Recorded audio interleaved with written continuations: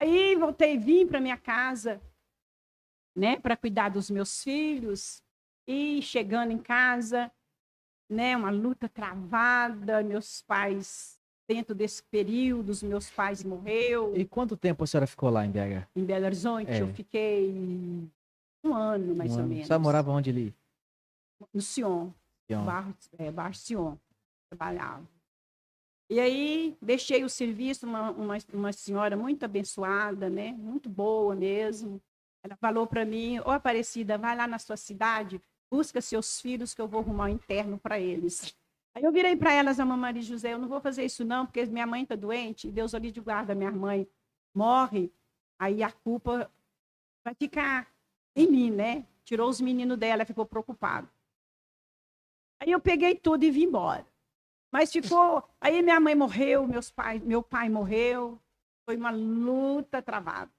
Aí o que aconteceu? Eu esqueci do recado de Deus, esqueci de tudo. Disparei a beber.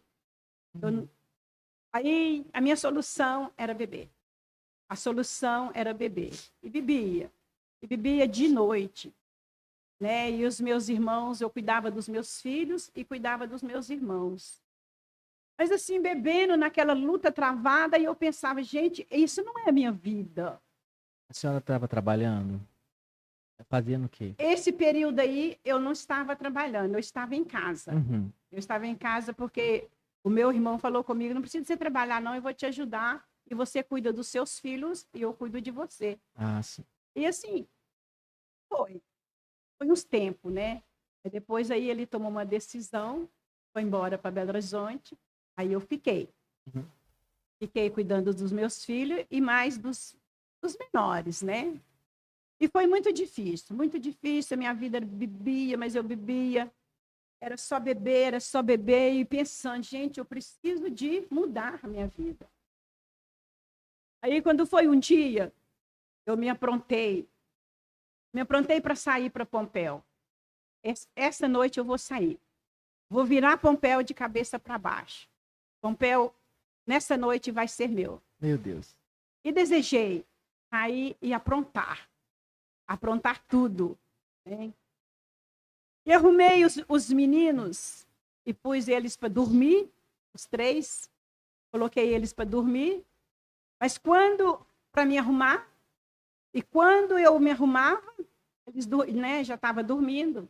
E quando eu me arrumei, na horinha de eu sair, eu fui lá no quarto para despedir deles, dar beijinho nos meus meninos. E chegando lá no quarto, eu vi os meus meninos como o rosto de um anjo. Eles estavam dormindo? Eles estavam dormindo. Uhum. Aí eu contemplei eles com o rosto de anjo. Aí eu fiquei, gente, mas eles estão tão lindos. Eles estão tão lindos, eles estão tão lindos. Não é porque é filho da senhora, não. É porque... Hein? Era porque era filho da senhora, não. É porque ele estava com o rosto de anjo. Estava com o rosto de anjo, não era porque era meu filho, né? Gente, mas eles estão tão bonitos, eles estão tão bonitos. E assim, aí eu pensei, não, eu não vou sair. Vou ficar com os meus meninos. Não vou deixar eles só. Chega eles ficar tão longe de mãe. Aí, desfiz todos, tirei todas as roupas, tirei todas as pinturas e fui dormir com os meus filhos. Mais ou menos que idade? Eles tinham? A senhora? Eu tinha nessa idade. Eu sou muito curioso. Eu quero acompanhar tudo tintim por tintim. Essa época eu tinha 32 anos. Ah, então tá chegando a hora. Ah, meu Deus. Nessa época eu tinha 32 anos. Redobrem suas atenções.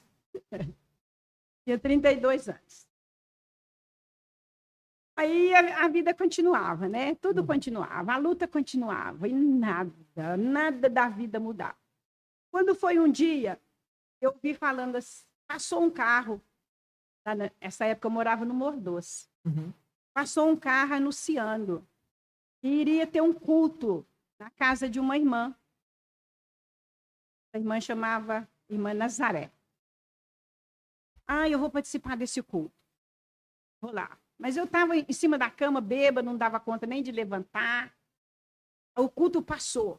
Quando foi na outra semana, foi a mesma coisa. Passou o carro anunciando que teria o culto lá na vizinha. Eu pensei, esse agora eu não vou passar.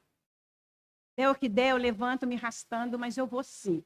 Uhum. Aí eu me levantei, custando levantar, custando andar, mas andei. Cheguei lá no culto. Aí cheguei lá no culto, aquele louvor mais maravilhoso, aquele louvor abençoado, né? E assim, eu custava ficar sentada, eu custava ficar de pé, porque estava super tonta, né? Sim. Mas eu aguentei o culto. Aí, na hora da mensagem, o pastor, que é hoje meu presidente, né? Tudo que ele falava na palavra vinha, era para mim. Meu Deus. Esse homem adivinhando, tá adivinhando a minha vida. Né? Tudo que ele falava era para mim. Uhum. Tudo que ele falava era para mim. Aí chegou o termo do culto, ele fez o apelo, quem queria aceitar Jesus. Eu fiquei um pouco com meu coração endurecido. Mas depois o Espírito Santo bradou em meu coração e me disse: você não tem vontade de ter uma vida diferente? Aí eu pensei, então é o tempo de eu mudar minha vida. E ali sim, eu fui e aceitei Jesus. O presidente orou por mim, fez uma oração de libertação, me perguntou se eu queria aceitar Jesus como o único salvador da minha vida, de coração. Aí eu falei com ele que queria sim. E falei com ele. Aí, depois que ele tirou a mão da minha cabeça, né, depois da oração, eu falei com ele, pontei o dedo no rosto dele assim, que a gente é ímpio, quando a gente é ímpio, a gente tem uma autoridade maligna, né? Uhum. Postei o dedo no rosto dele assim e falei com ele, eu quero ver o que o seu Jesus vai fazer por mim. Meu Deus. Aí ele me respondeu com aquela voz mais suave, que era a voz do Espírito Santo, e me disse: você vai ver, minha querida, o que o meu Jesus vai fazer por você. Glória a Deus. E eu me abracei a palavras dele. Amém. Me abracei a palavra dele, já subi falando assim com Jesus dos crentes.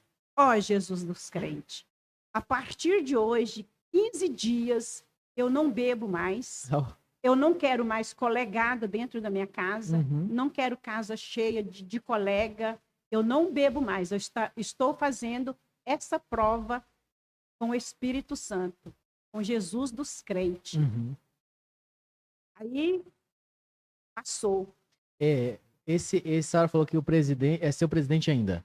Ele é presidente ainda, o pastor missionário Cedilson Santos. É o pastor da senhora? É. Ah, tá. É o mesmo que estava lá no Morro Doce. É o mesmo que estava lá no Morro Doce. E aí a senhora aceitou Jesus com ele. Foi. Já conheci ele. Uma benção. Conheci ele. Uhum. Pois é. Cedilson Santos. Aceitei Jesus com ele. Aí as coisas foi mudando, foi tudo mudando dentro da minha casa, foi tudo tendo paz. Eu já não sentia mais vontade de beber, né? E pela honra e a glória do Senhor Jesus, eu fui liberta de tudo dentro desses 15 dias. E aí, comecei a marchar para a casa do Senhor. Comecei a marchar para a casa do Senhor todos os dias. E nessa época aí, você já tinha, as meninas da senhora, pelo menos, já tinham uma certa idadezinha, né? Tinha, já tinha. Cristina já tinha 6. Uhum. Cristiano 4. E Luciano 2,5, mais ou menos. Uhum. Não foi fácil levar, né? Graças a Deus. Vamos fácil, né? Vamos fácil. Porque se tivesse adolescente aí... Adolescente né? é mais difícil. Agora criança ali, às vezes era até até brincadeira. Eu lembro quando a gente ia. E aí, pode falar. E aí foi. Passou tempo. E assim, a gente ia todos os dias para a igreja. E Deus começou a abençoar.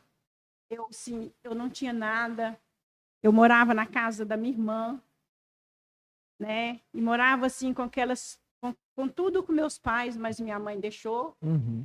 Mas era assim tudo da minha irmã, né? Eu não tinha lugar de morar. Aí quando foi um dia não deu nada certo de a gente morar na casa da minha irmã mais. Minha irmã precisou da casa e aí a gente teve que sair da casa. Ah, entendi. Né? A gente teve que sair da casa. Mas não era uma casa própria, não? Era... A casa não era minha, não era dos meus pais, era Ah. da minha irmã. Ah, entendi. Ela que comprou a casa e colocou os meus pais na casa com nós. Ah, tá, Entendeu? entendi. Aham. E aí ela, né, precisou da casa, eu tive que desocupar a casa para ela. Aí, bom, marchando para a casa do Senhor, né, e Deus abençoando muito, através das lutas, através de todas as lutas. Foi muita luta mesmo, né? Como eu disse, a gente tem que passar na prova mesmo. É na prova mesmo que Deus dá vitória para a gente, né? E aí, quando foi um belo dia, eu estava trabalhando, eu cheguei em casa, os meninos, a Cristina falou para mim, mãe, os meninos brigou com os meninos da vizinha e quebrou tudo, quebrou os vidros da janela do barracão da mulher, tudo. Meu Deus. E a dona da casa veio cá, mandou falar para a senhora que a senhora sai dessa casa, sai da casa dela. Aí, bom, mas eu recebi o recado de noite, né? Ah, mas Cristina, mas como que nós vamos sair, minha filha, sem ter um lugar de nós sair? Aí a gente passou a noite lá na casa, conversei com a dona falou comigo, não, vai ter que sair, Aparecida. Os meninos quebrou os meus vidros tudo, e não tem jeito, você não tem condição de pagar esses vidros, porque realmente não tinha mesmo condição. Uhum. Nessa época eu trabalhava, né? Trabalhava para uma macumbeira. Né? Eu aceitei Jesus, Jesus abriu umas portas de um trabalho para mim na casa de uma macumbeira. Uhum. E essa macumbeira, como eu disse, o meu mês vencia, ela não me pagava de tipo nenhum. Muitas vezes, meus meninos passavam até necessidade porque não tinha de comer, porque ela não pagava. Eu sempre falava com ela, eu preciso receber porque os meus meninos estão passando necessidade. Mas ela prendia o dinheiro. Ela falava para mim, vai lá e prega no supermercado dela. Vai lá no supermercado e pega. Mas eu via isso aí como uma estratégia de Satanás, né? Então eu não pegava. Aí voltando, né, a saída da casa, saí dessa casa, arrumei uma casa, cacei casa para Pompéu para todo lado, as portas estavam fechadas. Não tinha porta aberta de tipo nenhum. Estava tudo fechado. Aí eu achei uma casinha lá no Morro Doce mesmo. Falei assim, o negócio de Jesus comigo é aqui nesse Morro Doce mesmo. Eu moro lá. É. Aí, meu irmão, eu mudei para uma casa, e essa casa era vizinho da casa onde eu morava. E essa casa era a casa de um macumbeiro.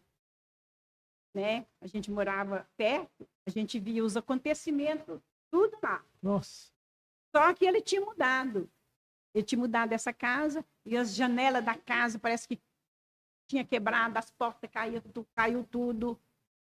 Mas foi a única casa que eu achei para mim entrar com os meninos, foi essa casa. Lá no Morro Doce. Lá no Morro Doce. Eu vou